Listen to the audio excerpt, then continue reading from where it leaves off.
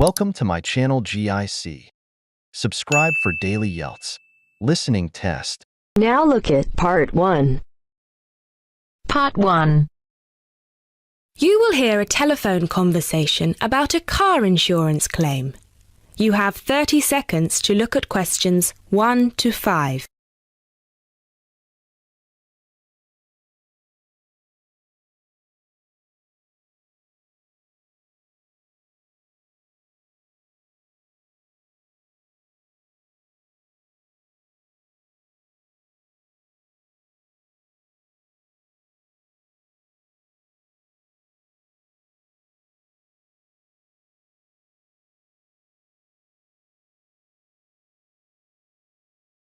Now listen carefully and answer questions 1 to 5. Good afternoon. Auto Insurance. This is Janet speaking. How may I help you? Yes, hello. I would like to make a claim on my car insurance, please. Certainly, sir. First of all, I'd like to inform you that all of our calls are recorded for monitoring and training purposes. Is that okay? That's okay. Could you please tell me your full name? Sure, it's Mr. Bennett Fisher. Okay, sorry, how do you spell your surname? It's spelled Fischer. Great, thank you. I see that you have taken out a third-party fire and theft premium with us on a 2013 light blue Volkswagen Passat. Is that okay? Yes, well, almost. The colour is not light blue, it's light green. Okay, thank you for updating your information with us. What is the nature of your claim with us today? Last weekend, I had driven up to York on business and left my car in a monitored car park. However, it was only monitored until 8 p.m, and I did not return to collect it until 9:30 p.m, after which no car park staff were present. When I arrived at the car park, my car wasn't there. It must have been stolen. I see. Were there any valuable items left in your car which could have been seen from outside? Well, I had recently bought quite an expensive radio for my car, but the front panel is detachable, and I always stow it in my glove compartment. So, no, there wouldn't have been anything valuable on display. Okay, Mr. Fisher, thank you for that information. I'm going to send you some forms through the mail for you to fill in. Before I can do that, I need to ask you a couple more questions. Is that okay? Of course. You now have 30 seconds to look at questions 6 to 10.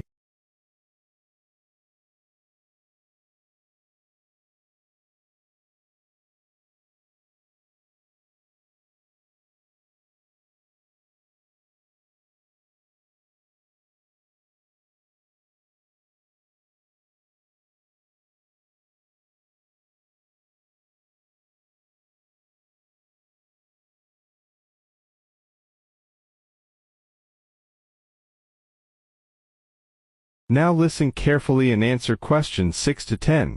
Thanks, Mr. Fisher. First of all, could you let me know your policy number, please? Of course. I have it right here. It's G34C245. G34C245. Thanks.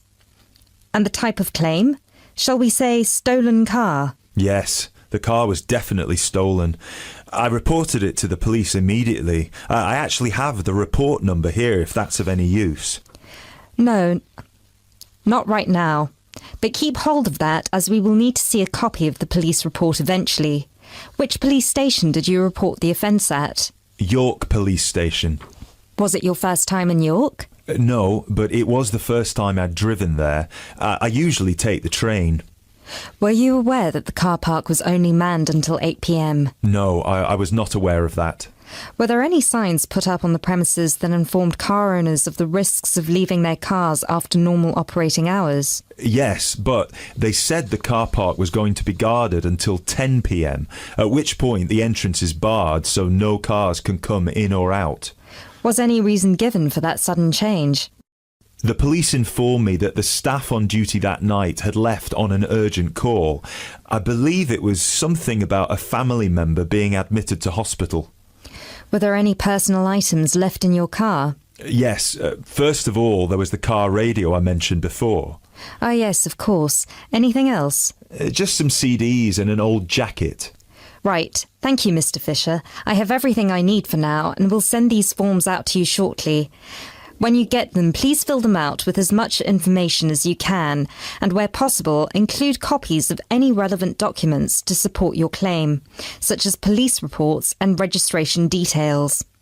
Once you have returned that to us, we can then start to assess whether you will be eligible to receive compensation. Do you have any further questions for me today? No, that's all. Thanks for your help. That is the end of part 1. You now have half a minute to check your answers. Now turn to Section 2. Section 2. You will hear a podcast on Canberra's theme park. Now you have some time to look at questions 11 to 16.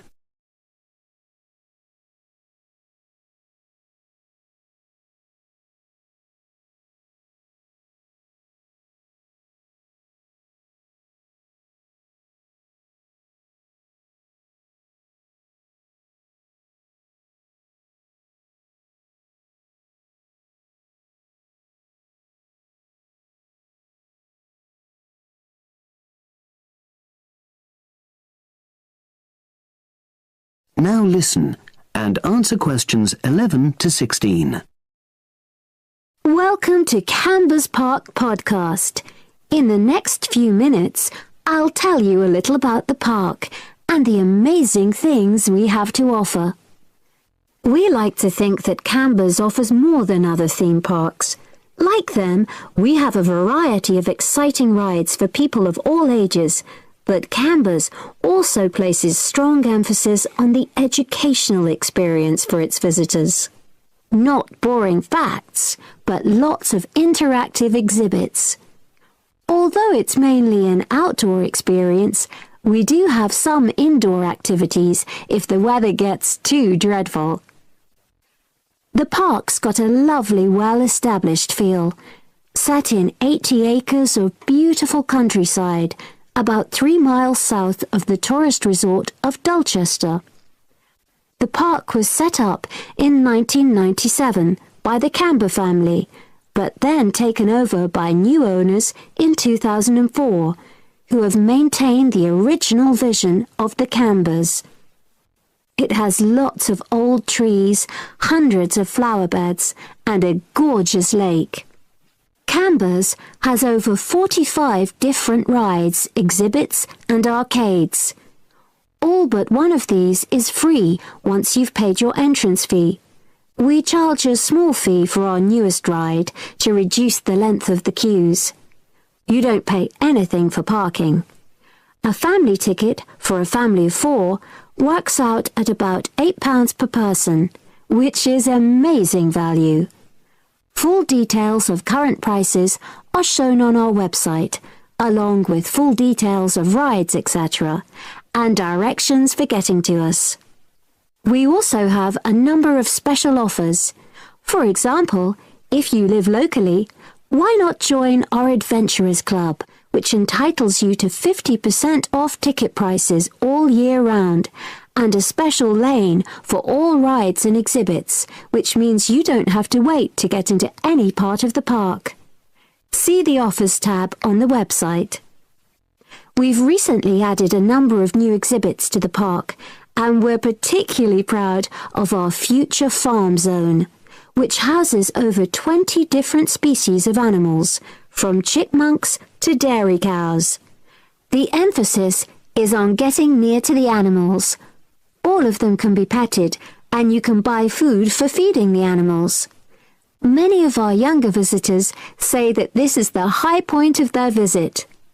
And speaking of food, don't let the animals have all the fun. We have a total of 7 different catering outlets on the site.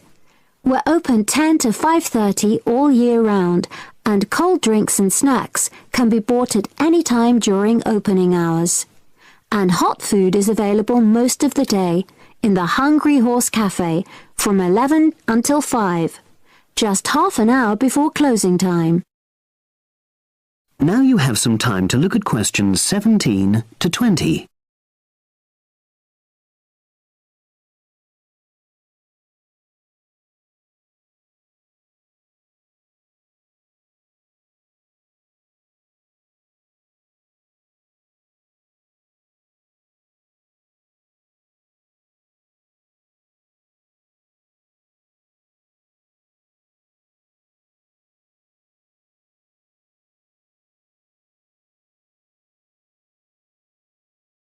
Now listen and answer questions 17 to 20. Now we want all our visitors to have an exciting time when they come to the park, but our first priority must be safety. Parents and guardians know their children's behaviour and capabilities, but here at the park we have set certain conditions for each of the rides to ensure that all visitors get the maximum enjoyment out of the experience and feel secure at all times. There are 4 major rides at the park. Our newest ride is the River Adventure, which is designed to reproduce the experience of whitewater rafting. No amount of protective clothing would make any difference, so only go on this ride if you're prepared to get wet. Children under 8 can go on this ride, but all under 16s must have an adult with them. Not all of our rides are designed for thrills and spills. Our Jungle Gym roller coaster is a gentler version of the classic Loop-the-Loop, specially created for whole family enjoyment, from the smallest children to elderly grandparents, suitable for all levels of disability and health conditions. Carriages have comfortable seating for up to 8 people with safety belts for each passenger, which must be worn at all times. Sit back and enjoy the scenery. One of the best established and most popular of Canberra's rides is the massive swoop slide. Whiz down the polished vertical slide 9 meters in height and scream to your heart's content. There are no age or height restrictions. Be careful though, you must have on long trousers so you won't get any speed burns. And then there's the famous Zip Go-Kart Stadium with 16 karts, 8 for single drivers and 8 for kids preferring to ride along with mum, dad or carer. Take part in high-speed races in our specially designed Formula 1 style karts, but no bumping other karts, please. All riders must be above 1.2 meters because they have to be able to reach the pedals, even in the shared karts. Full details of all safety features are available on our website at www.camberspark.com. So come and make a day of it at Canberra's theme park. That is the end of section 2. You now have half a minute to check your answer. Now turns to part 3. Part 3. You will hear a conversation between 2 students who will discuss a project they're working on together. You have 30 seconds to look at questions 21 to 27.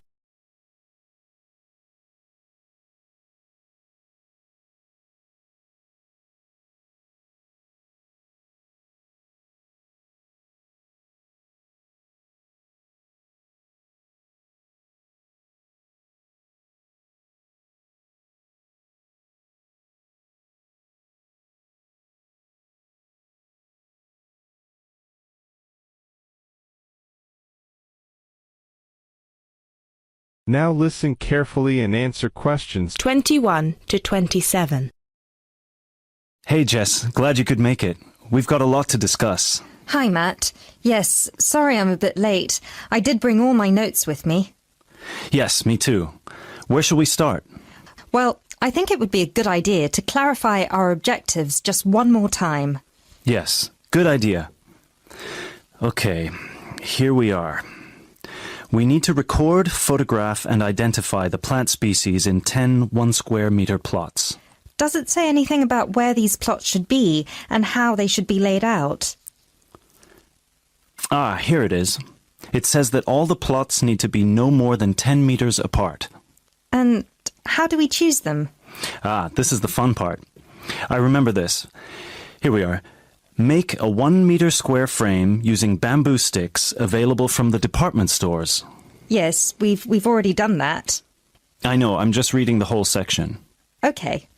One person stands roughly in the middle of the chosen area and throws the frame.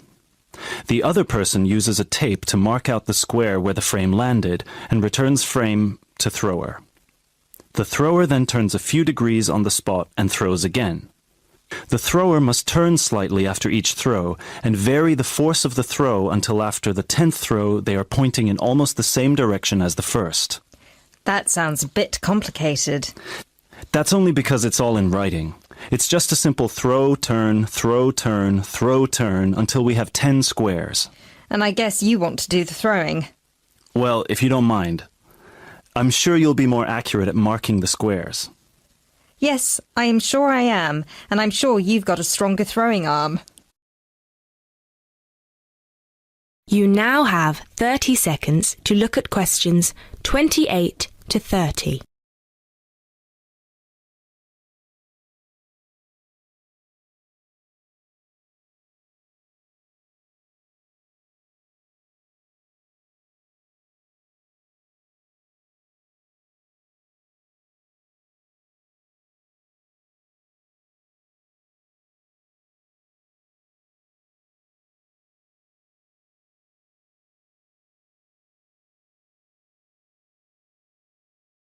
Now listen carefully and answer questions 28 to 30.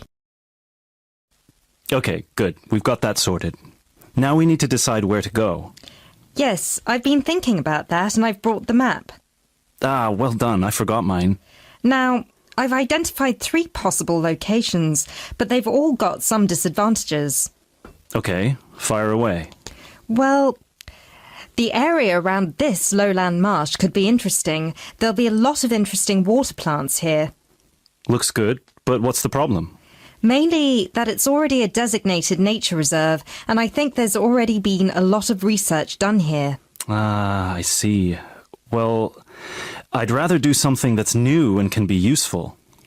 I agree. That's why I identified this area further west. See, here, behind the beach.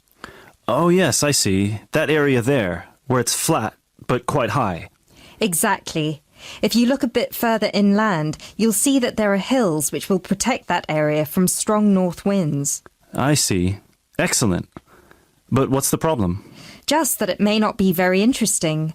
We know that the geology there is not conducive to a wide variety of plants. I agree. So what's your last idea? Well, I think this one is a bit of a winner, although I did want to show you the other 2. Look up here, on the north coast. Where? See this bay? Well, I know that there's been quite a lot of studies done here, but a bit further to the east, behind this headland. No one has ever looked at that. Well, I certainly couldn't see any studies. That is interesting. And the plant life could be a bit different because of the shelter from the wind the headland provides. Exactly. Brilliant, Jessica. That's a great idea. We'll go there. Thanks. Now all we have to decide is when is a good time. Well... That is the end of part 3. You now have half a minute to check your answers. And 4. You will hear part of a lecture on the current and future use of mobile phones. You now have 30 seconds to read questions 31 to 35.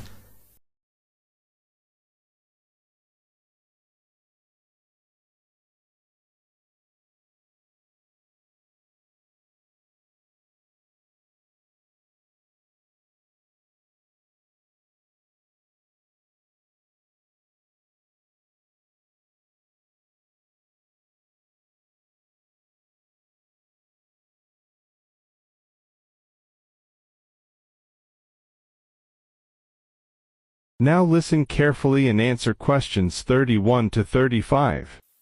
Okay, now today we're looking at changes in communication, and specifically changes that have just happened or are likely to happen in the next few years.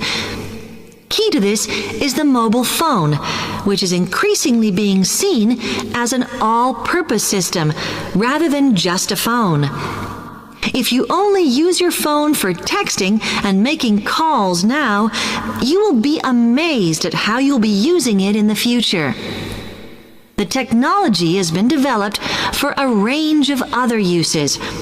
For example, phones could be used so that if you are meeting someone and they get lost, you could send them a map of your location to help them. This will save all those complicated explanations over the phone and our poor friends or colleagues trying to drive and find out where they are at the same time.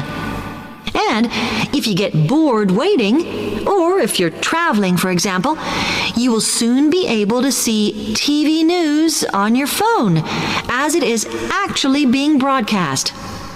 This means that you won't have to miss any of your favorites if you were away for a few days. Most people have got used to texting now, and young people send pictures to each other. But what is exciting is the possibility of putting music with them before you send them. And it's not all frivolous. Phones are going to become even more critical in business and education. Some recent developments have a highly practical usage. So, for example, as lecturers, we will be able to send everybody a text to let them know if lectures have been canceled. And the new phones could have a further use in education, as well as business, as they will enable us to go to any destination, such as when we are doing a field trip, for instance. And from there, to send data directly to a computer so that we can access it when we get home. This means we will no longer be limited by what the phone can store. You now have 30 seconds to read questions 36 to 40.